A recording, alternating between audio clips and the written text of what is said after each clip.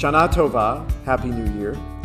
Just a few days ago, we celebrated Simchat Torah. We took the opportunity to once again start the Torah from the beginning.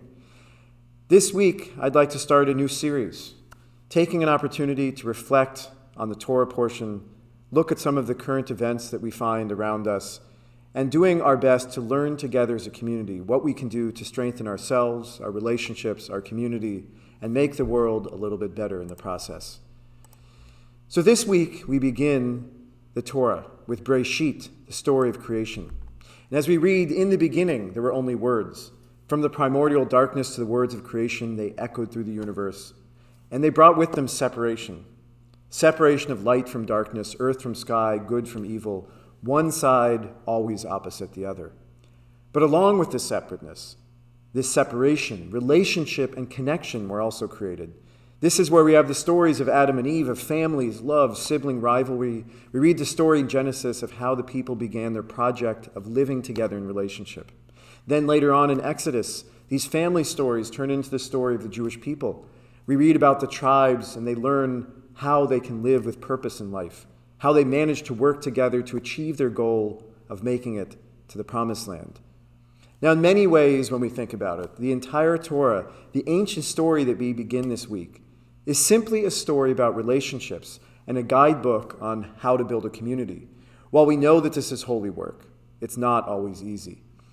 And as we enter this new year, as we start the Torah again, I know that our community has been through so much the past year and a half, and I know that each and every one of us is holding on to more than our fair share of challenges. We're tired of this strange pandemic life. We're tired of the separation and of the loss. We're ready to be back to the way things were. And we may feel especially stuck because none of us know when this will end. Yet we also know that it doesn't make sense to dwell too much in what we've already been through. No matter how hard things may be, we need to look forward. There's a well-known midrash that tells us why the Torah begins with Bet, the second letter of the alphabet, instead of Aleph, the first. Bet is closed on all three sides, but is open on one, facing the rest of the text of the Torah. According to this midrash, this is a reminder to not spend too much time worrying about what came before God or before creation, asking questions about whether the Torah is true or historically accurate, or whether science can prove or disprove that God created the world in 6 days. This can be fun fodder for an intellectual argument, but this is not where the wisdom of the Torah dwells.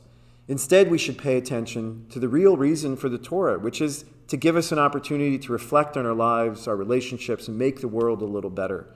But in our case, I hope we can also use this reminder to do our best to look forward and not dwell too much into what we've experienced so far.